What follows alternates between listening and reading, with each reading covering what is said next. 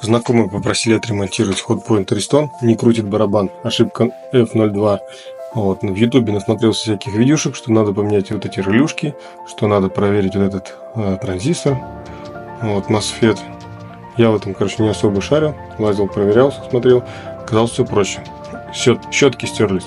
Вот эта щетка, сейчас увеличу, вот она. Видите, это старая. И рядом сейчас представлю новую, как выглядит новая щетка, каким размером. Все оказалось намного проще.